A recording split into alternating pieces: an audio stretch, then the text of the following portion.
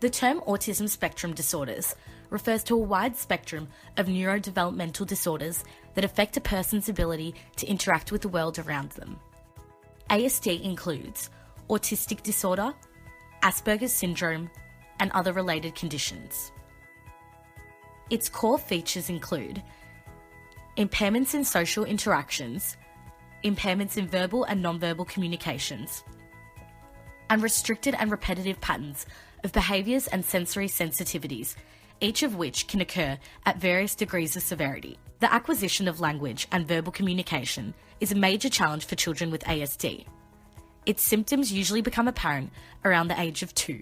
The impairments of children with ASD range from inability to develop any functional speech to development of idiosyncratic use of spontaneous speech. Even though many of these children eventually develop conversational use of language, half the population never acquire functional language in their lifetime.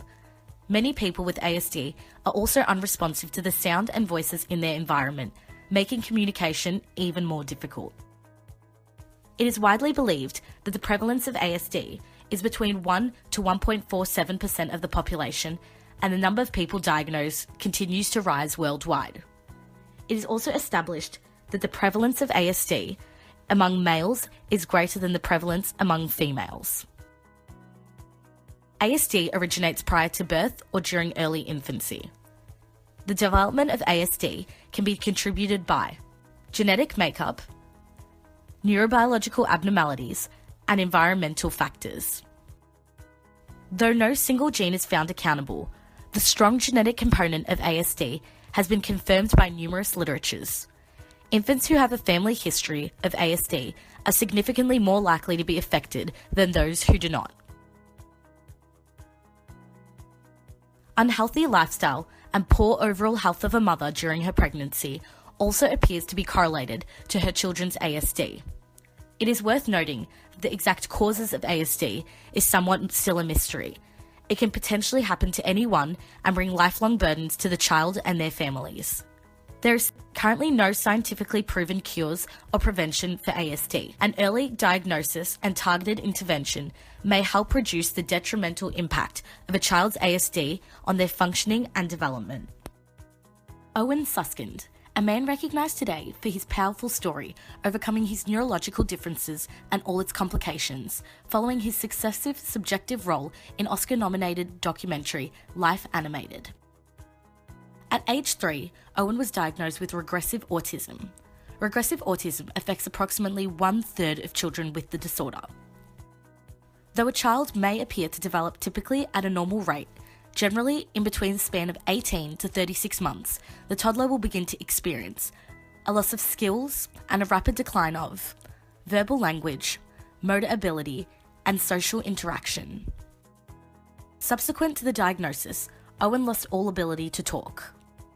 Parents of children at the tender age of 3 usually experience the joy of watching as their child's vocabulary begins to increase and sentences of 3 or more words are formed. However, in Owen's case, instead, he was left battling the communication implications that this developmental syndrome had generated. Owen Suskind's lived experiences. At the age of 3, Owen was diagnosed with regressive autism, which caused him to lose his communication and language and his ability to connect with the world.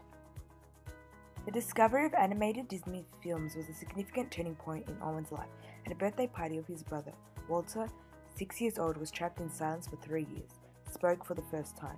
He commented that Walter did not want to grow up, just like Peter Pan. It was soon made clear that Owen's discovery and fixation with Disney films opened a new world for him.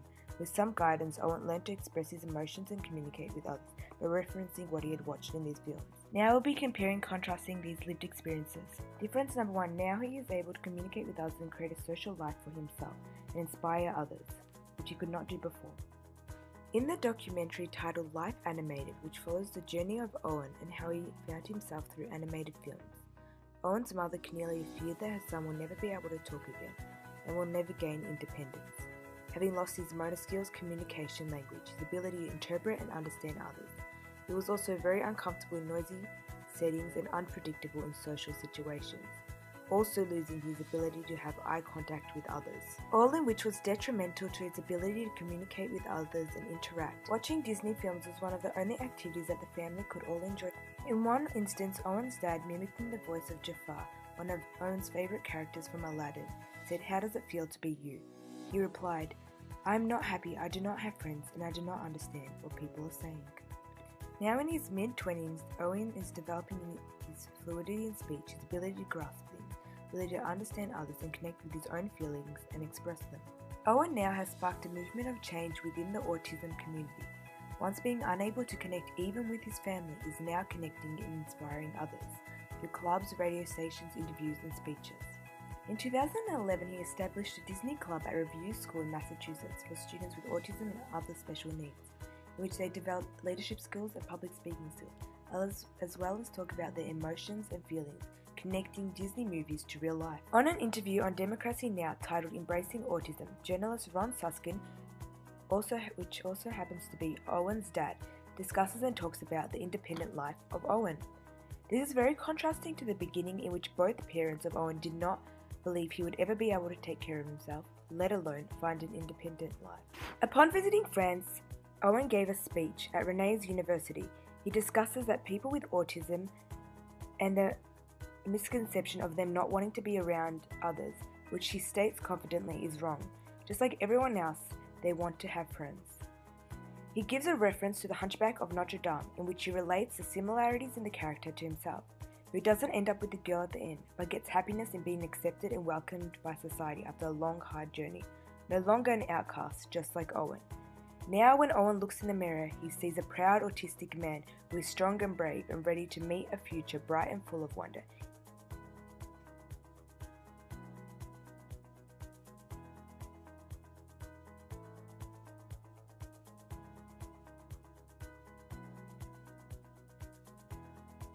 In his own little world, consisting of cartoons like Aladdin, Pinocchio and Peter Pan. His understanding of the world around him was based on the content of films. For instance, the portrayal of themes and concepts like good and evil, how beauty lies within, being true to oneself, and how love conquers all.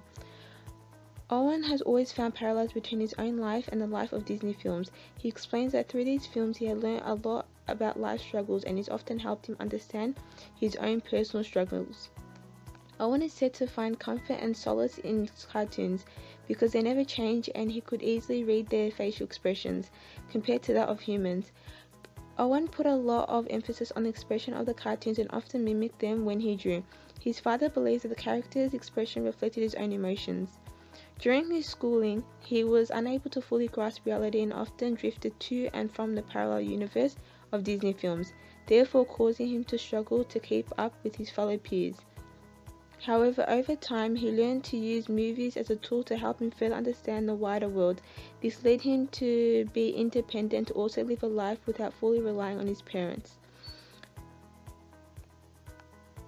Owen also stated that being by yourself can get lonely, so you have to live in the world. This statement just further exemplifies how far he has come and his comprehension of the world.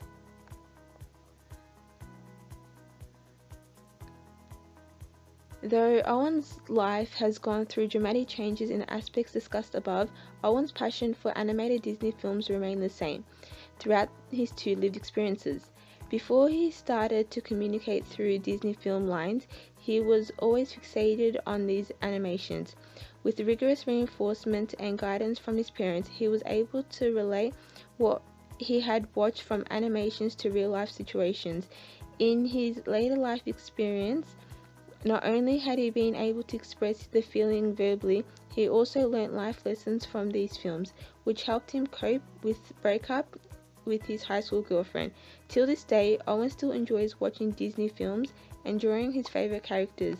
In fact, he has taken it one step further by sharing his passion and experience to help others in autistic communities.